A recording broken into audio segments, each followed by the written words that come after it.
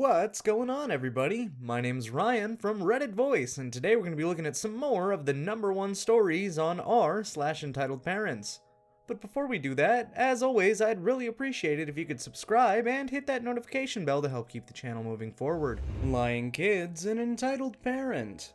During the current lockdown, one of my neighbor's kids has spent pretty much all day every day in their garden. The children, 4 of them, are obviously not enjoying being cooped up in a small house in a small garden, and not getting out to see friends, and gradually have been getting louder and more boisterous. Middle of last week, one of the other's neighbors, calling him Gary for this, had had enough and told them to knock it off for a bit so I could enjoy half an hour of peace and quiet in my own garden. Couple of minutes later, the kid's mother storms out, shouting at Gary and yelling at her children. An argument ensues, the EM saying Gary shouldn't be telling her kids they're not allowed to play, and Gary telling her he only asked them to be quiet for a bit. Anyway, it seemed the children learned that they stir up some trouble and they get some entertainment. They start deliberately trying to start stuff, hitting a fence, being obnoxious, and swearing at anyone else they see. I was out pulling weeds and they started tossing pebbles and mud into my garden. Whenever anyone complains, they rush inside and tell their mom. Mean neighbor told us we couldn't play outside. The mother storms out to protect her precious little angel's right to do whatever they want, insisting they'd never cause any trouble, they'd never lie to her, and don't you know how hard it is to keep 4 children entertained while we can't go out? Saturday come around, and frankly people have had enough. Gary, who despite being in his 80s is extremely tech-savvy, set up a trap. He set up some security cameras in the garden and starts doing some gardening. The kids notice and start a fun game of let's throw pebbles at Gary's potted plants. After a while, Gary tells them to stop, go inside, and a minute later an angry mom turns up saying if you don't stop harassing my kids, she's gonna call the police. Gary produces a tablet, last 3 minutes of recorded security video plays. So far the kids have been quieter. The EM was briefly apologetic, but after a few hours reverted to form. She seems to have convinced herself that it wasn't her precious angels throwing stones at an octogenarian. Okay, not at him, but in his direction. But the kids from the house next door who were throwing stones over her garden into Gary's. Or at least that's what she's telling other neighbors according to the Gossip Network. Entertainment seems to consist of being herded into the garden of most of the day and left into their own devices. If that's true in the UK, should be a sure thing in the Olympic shot put in about 14 years' time when the kid is old enough to enter. Too long didn't read? Neighbor's kid discovers they stir shit and lie their mom will shout at people. Tech-savvy pensioner proves them wrong. Entitled mother tries to make me move my seat. So this one day, a little before the lockdown, I had to take a sick day from school because I had a pretty bad cough. My overprotective mom took me to get it checked, and thank God, no, I didn't have any kind of sicknesses. After we went to pizza and enjoyed it, after that, mom goes to get some stuff. My mom isn't the entitled one in this story, so about 10 minutes later, an older woman, and who I can assume is either her sister or girlfriend, with a small baby, took the table behind me. I didn't think anything of it, but it just gave them the polite greeting smile. I was coughing, but I had tried my best to do it into my jacket and away from them. The woman turned to me and said, "Son, if you're sick, go cough outside, and we don't want to have to get that." I said no, as I was there far longer than them. I had taken my seat before she even walked in and tried to get me to move for her. This chick just went and pulled the race card. She said, "Okay, is it just because I'm black? Just because I'm black you're gonna go out of your way to get us sick? Or is it because I'm a lesbian? Is that why? We live in a very homophobic state, so I get why she thinks that, but I'm also gay." I turned and said, "No, it's because I was in my seat before you were. You chose to sit behind me. If you want to be away from me, you should have chosen the many other vacant seats.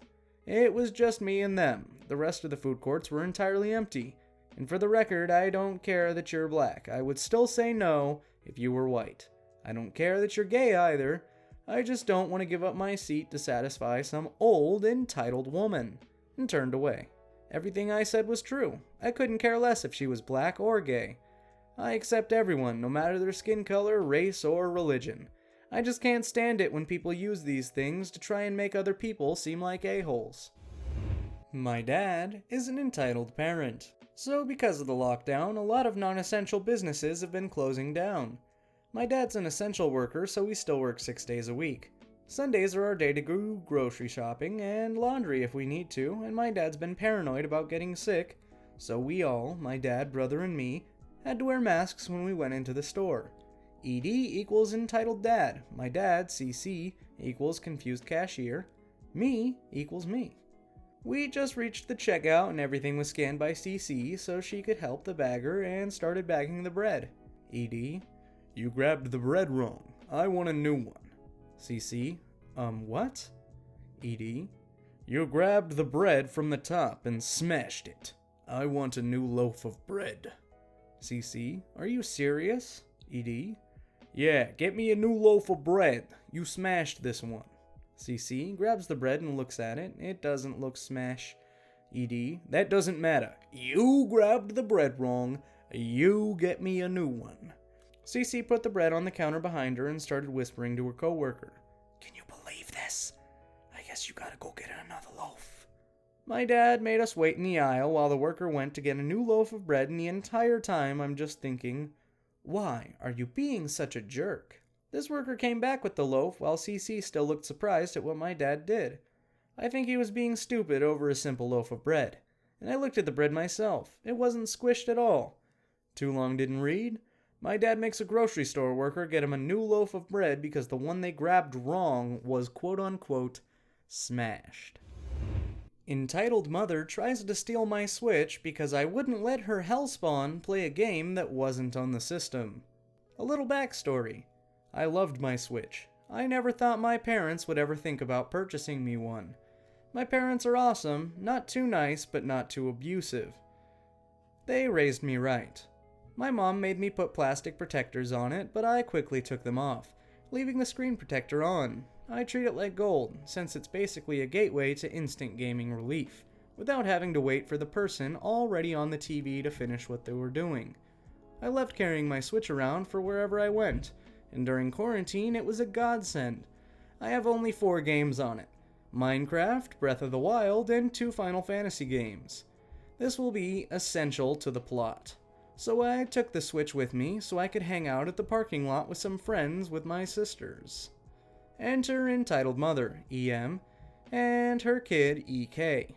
They walked up to my car, and I didn't notice them at first. I then rolled down my window, instinctively putting my Switch into sleep mode and putting it into its case. This is how the conversation rolled out. Do you have Fire Emblem? Nope. Why not? I'm not really into those types of games. Well, I want to play your copy. I literally just told you I don't own Fire Emblem. Then buy it, now. No, and I'd prefer it if you were not so rude. But I want it. No means no, kiddo. EK proceeds to kick the car, startling as she quickly turns around. What's going on? I have no clue. EK begins screaming and throwing himself on the ground, throwing a huge tantrum and making a huge scene. EM glared at me. How dare you be so effing rude to me and my child? I'm sorry, I was just telling your kid that— No, don't even say anything. You are so disrespectful. I am an adult, and you will treat me like one. My son is traumatized by your behavior, and I expect to be compensated. How? EM then proceeds to drop a bomb of a statement. Give my son your Switch, or I will call the police. S finally steps in. My brother doesn't owe you anything. Go ahead and call the cops, I dare you. EM soon realized that the argument was pointless, so she grabbed her son and darted off. I rolled up my window thinking it was over until I saw EM walking towards the car with a crowbar. I quickly tell my sister to step on it, making sure EK wasn't under the car. He wasn't. S moved the car forward right when EM swung at the window. She slipped and hit her face against the trunk of the car, and when she went down like a sack of potatoes. When she came back up, she was shrieking like a banshee with a bloody nose. I rolled down my window to ask if she was okay. She simply flipped me off. S decided to take me home. I decided not to get the police involved or press charges since it really wasn't worth my time. Too long didn't read. EK asks to play a game I don't have. EM attempts and fails to steal my Switch. And me and S go home. It's true, you guys. I was the Nintendo Switch. And that, my friends, was our epic conclusion to today's Entitled Parents video. Did you like it? Make sure to check out some of our other stuff and even subscribe. Also, make sure to give this video a share to your friends and family because it really helps us out.